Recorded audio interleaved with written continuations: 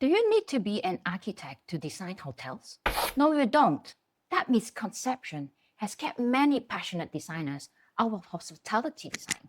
Today, I will debunk this industry myth. We'll talk about the three key roles in hotel design and how they come together to deliver a great hotel. I will also break down 5 skills that truly matters for a thriving career in hospitality design, and how those skills has helped me navigate complex projects and tight timelines throughout my career. Hello there, I'm Helen Sui, and welcome to Hotel Story. I have the privilege of designing hotels across Asia for over 15 years, from city hotels in Singapore to high-profile casinos in Macau and exotic resorts across China. There is a common assumption in our industry that unless you have an architectural degree, you have no place to grow in hospitality design. But here is what I have learned. Hotels are incredibly layered projects. They demand diverse expertise, not a single title. Whether you are an interior designer, a lighting specialist, or a furniture FF&E designer who understands materials inside and out, there is absolutely a meaningful role for you in hospitality design. Let me walk you through the 3 key roles who shape the hotel spaces behind those memorable moments that we all love. First is the interior designer. We craft the experience that guests actually live in. How the lobby flows, how comfortable the guest room feels, how the brand comes alive through design choices. Secondly, is the FF&E designers. That's furniture, fixture, and equipment design. This is about finding the perfect balance of aesthetic, comfort, durability, and budget. That inviting reception counter, that smartly designed guest room nightstand, and that swiftly designed study desk that is integrated with the lounge chair. That's FF&E expertise making it happen.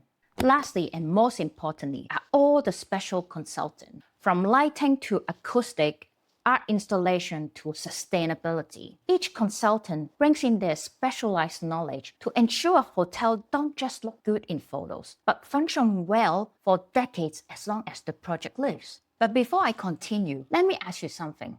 If you're watching this, you may be one of the 3 people here. You are a design student wondering if you might have chosen the wrong degree, or you are an interior designer thinking of getting into hotel design, or you are just somebody who walks into a hotel lobby and thinking, whoa, I could do this much better. Tell me in the comments which one you are. What hotel design myth do you want to hear more about? I am building the channel I wish has existed when I was starting my hotel design career. A place for honest conversations about real designer struggles and ongoing projects. Okay, let's break down where hotel design gets really interesting.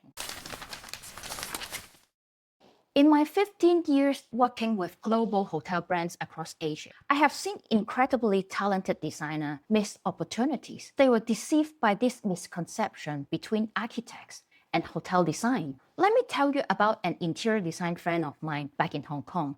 We met when I was just starting in hospitality after graduating in the UK. My friend was brilliant at residential work. No design degree, but more experienced than us new grads at that time. She spotted a hotel design role. I was encouraging her to apply, but she didn't. She thought she didn't meet the qualifications.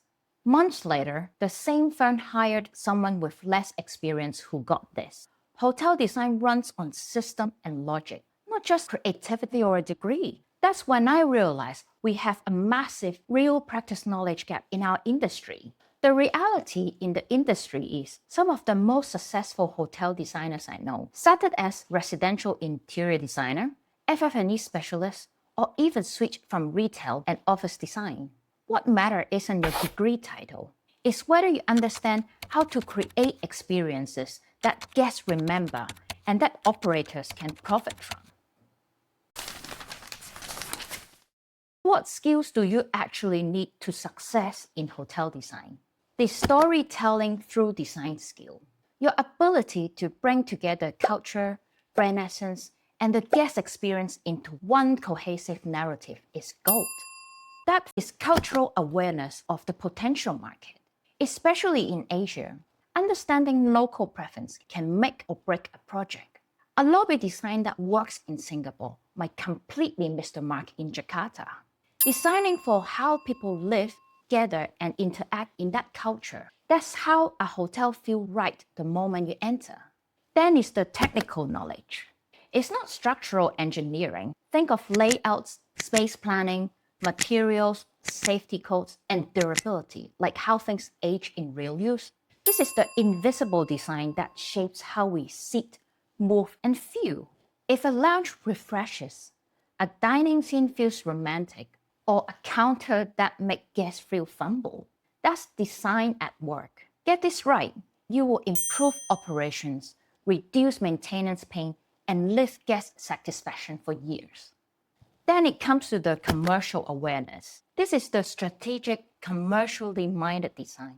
Understanding unit economics and the hotel business model is the design judgment to deliver experiences guests love and owners can profit from. Making decisions that support both guest satisfaction and long-term profitability. Hotels are business first. That 3,000 lounge chair, it must earn its keep in the guest reviews and survive to the next renovation cycle. That is like 5 years. Then it comes to the team collaboration. Hotel involves 20 different specialists. We will work with hotel operators, brand managers, procurement teams, contractors. Your value comes from how well you could contribute and translate between different languages. Design language, business language, and operational language. Languages that make things happen. These are the exact skills I have developed working across Asia hospitality market. In reality, they matter far more than any specific title. The idea that hotel design belongs only to architects is really outdated. Here is how it actually works. Architects handle the building structure, envelope, and meets regularity requirements.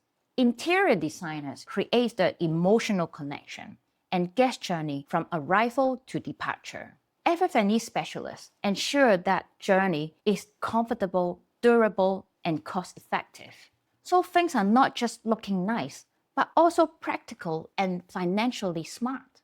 When you walk into a hotel lobby and immediately feel welcome, when the light perfectly set the mood for dinner, or when you sink into a chair, that's exactly what you need after a long traveling day. That's the result of this collaborative design approach, not just one person's vision. If you're building your career and wondering whether you need an architectural license to grow in hospitality design, don't let that hold you back. This is what I would do if I was at the start of my career again. I would build up the relevant knowledge. Be obsessed with the hotel operations.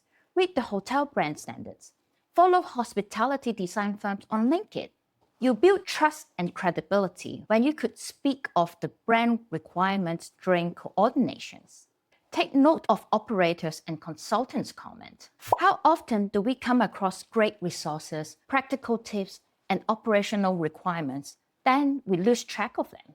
Every good designer I know keep a little notebook to capture these and often refer back, so they don't waste time to repeat the same mistake. Then, create a relevant portfolio pieces.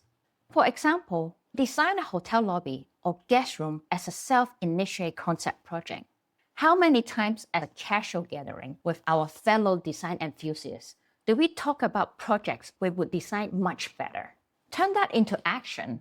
Document your thinking, the guest flow, the brand expression, and operational efficiency, and show your process.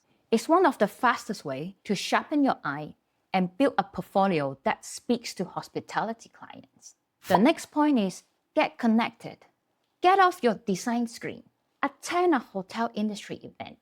Connect with vendors and suppliers, or simply have a casual chat with the design director that you always look up to. They are great people to share project knowledge and skills that you wouldn't have chance to experience. Look beyond the project on your screen. Keep track on project developments and operators to stay relevant to the changing market trends. This brings us to a very important point, is to start small but be strategic. There are no results without doing the work. Otherwise, it's just ideas in your head.